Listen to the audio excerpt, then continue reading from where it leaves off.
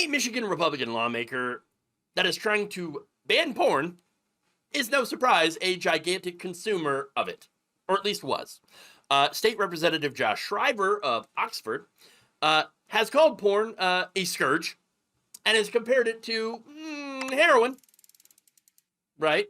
Now, he had introduced legislation back in September to try to ban it in the entire state. So now it turns out this guy actually is a huge fan of porn, or at least was. Data reviewed by the Detroit Metro Times shows that an account linked to Schriver's personal AOL, remember that, appeared in a data breach from fling.com, a porn dating site that features live webcams and promises users that they could find sex and get laid tonight. Ooh, wow. Okay. Now, the website also describes itself as the world's best casual personals for adult dating, sex, and swingers. Fun times. Woo. Now, the leaked information about Mr. Schriver, verified by the cybersecurity database Snoosebase, lists Schriver's email address and a profile indicating his sexual interests, which include fetish and group sex. Okay. Well, there's a weekend for you. Now, to be totally fair, it's been a while since Schriver had allegedly accessed this account. In fact, according to the data breach, the account was last accessed on September 11th, 2010. Interesting date there. Okay. Maybe something hit his Twin Tower. I don't know. Okay. Or he was getting his hand off the Twin Tower. I don't know. But anyway, interesting date to stop. Or interesting date to have last access to. I don't know. Okay. But anyway, Schriver responded to this and said, this is fake. It's not real. But wait a minute. It's totally real. The same email address and password actually appears in multiple other breaches linked to Schriver's verified personal accounts, including, get this, MySpace. Man, that's a throwback. And Chegg, which at the time matches up to him being a college student, okay? The birthday and IP address in the fling.com records align with Schriver's March 1992 birthday and his time as a student at MSU, where he graduated in 2015. Fling.com had confirmed in 2016 that millions of user accounts containing email addresses, sexual preferences, and IP data had been hacked and sold on the dark web. Now, that sucks. That sucks. No one should have their very personal data broadcast for the world to see, right? Including their spank bank. I mean, not a good thing. That said, the reason that I'm talking about Schriver is because he happens to be one of my state's most outspoken culture war conservatives. In fact, Schriver had frequently targeted both online pornography and LGBTQ plus rights. In fact, he had called in December of 2024 oral sex. He railed against oral sex, calling it a crime against God and the natural order. The mouth and anus are not reproductive organs, Schriver wrote on Facebook. The sin releases plagues of disease, promiscuity, and perversion in our local communities. Repent! Yield to Christ! Be fruitful and multiply. Woo! Wow. Okay, he sounds very repressed. Okay? A little repressed. And very unhappy that he himself apparently cannot indulge in his own desires. And so, like many of these people, have made that everyone else's problem. Schriver's proposed porn ban would go actually way further than laws in other states, which require age verification, which doesn't work. It's a bad idea.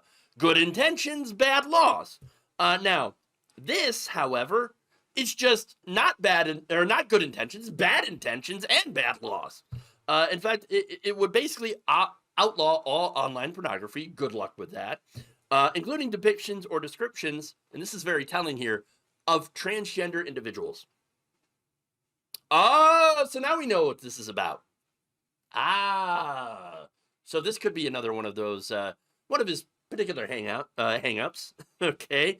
The bill actually makes it a felony punishable by up to 25 years in prison to distribute or make available any prohibited content, including what it describes as a disconnection between biology and gender. So this is not a porn ban. This is actually a underhanded, backhanded way of criminalizing transgender people online, to make it so that you can't even have a conversation, talk to people about being transgender, or post a picture of yourself as a transgender person, because that will be considered to be pornography.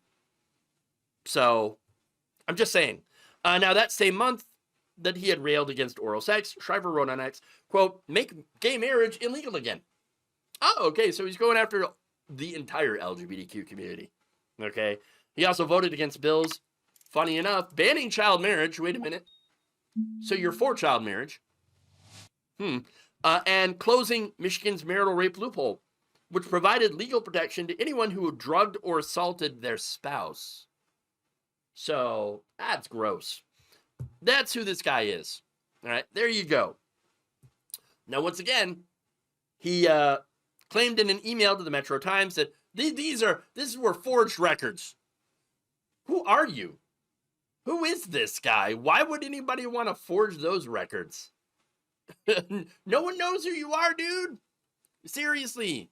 And no one would care about what you spank it to if you weren't such a goddamn hypocrite. But he said, this is fake. I've never heard of this website or accessed it. No, never. Right. Yeah, oh, sure. Yeah, totally. Believe you. I totally believe you. Of course. There's a little problem, though, with that denial. You see, according to extensive cybersecurity data reviewed by the Metro Times, the information tying this man to these websites appears in multiple verified breach databases. And again, includes a lot of his personal details: birthday, AOL address, an IP address in East Lansing, where he went to college at. In fact, the email address jtschriver@aol.com matches his initials and middle name, and appears in the fling.com data breach confirmed by cybersecurity researchers and reported by Vice News all the way back in 2016. The same email and password combination appeared in other verified breaches tied to Schriver's personal accounts, including MySpace, Chegg, and ZeroQ. Additional identifying information in the data include Schriver's birth month, March, and an East Lansing IP address, as I mentioned, aligns with his background and his time as a student at MSU. Fling.com's breach, which included user emails, sexual preferences, and login records, was authenticated by the site's operators after the data was sold on the dark web back in 2016. So, I mean, that's you, bro. That's you. Busted. Okay. But look, this is very clearly a case of obvious hypocrisy, which shouldn't surprise anyone. Okay. I'm not having Pikachu face here. I'm not surprised. I'm not surprised. The only people that compare online pornography to heroin are people who have a big problem with consuming online pornography. All right. Guy can't get enough of it. And he's decided, like so many others, that the only way to stop themselves from voraciously consuming every piece of online pornography they can get their hands on is to make sure that no one else can view it. But you're the problem, dude. You can't stop yourself. That doesn't mean that you should stop anyone and everyone else from being able to access it. And apparently can't stop thinking about oral sex either, because he wants to ban that. Hey, I got an idea. Why don't you stop making your personal hang-ups, everyone else's problem? Stop it. I don't care if people look at that stuff. The only things that I really have an issue with in the porn industry is for one, criminalization of sex work and the exploitation of workers who work in that industry. These are legitimate issues, okay? I believe in the decriminalization of sex work, okay? And I do believe that there are some legitimate issues with labor rights, okay? And that the workers who work in that industry deserve protections. A lot of those workers are women, okay? And I would like to protect them. The solution and the way to protect them is not to do a blanket ban, which never works. It never works. I mean, think about what happened during Prohibition, okay? That didn't stop people from drinking. I'm just saying. And so a porn ban's not going to stop people from consuming porn, okay? Just like a trans ban's not going to stop transgender people from existing. It's not going to happen, okay? But again, the funny thing is, this man is a conservative culture warrior. And guess what? Guess who consumes the most online porn? Conservative states. Evangelicals. Okay? Oops. Oops. Oops. Except, once again, everybody knows this. Hey, you know what? Maybe instead of trying to ban online nudie videos, maybe Schriver should, I don't know, consider seeing a therapist or something. I mean, if you've got that much of a problem with your own personal habits that are interfering with your life, then maybe you should go to therapy.